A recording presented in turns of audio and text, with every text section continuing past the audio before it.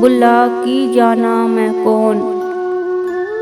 ना मैं मोमन विच मसीता, ना मैं विच कुफर दियां रीतां, ना मैं पाकां विच पलीतां, ना मैं मूसा ना फिरौन।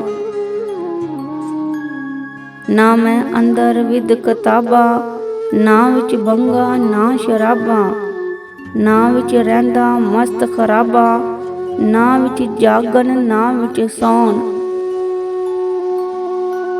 ना विच शादी ना गम नाकी, ना मैं विच पलीती पाकी, ना मैं आबी ना मैं खाकी, ना मैं आतश ना मैं पुन।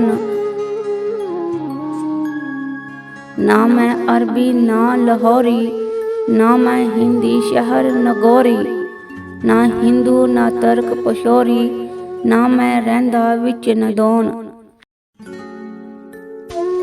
ना मैं बेत मजहब दा पाया, ना मैं आदम हवा जाया, ना मैं अपना नाम दुहराया, ना विच बैठन ना विच बुन।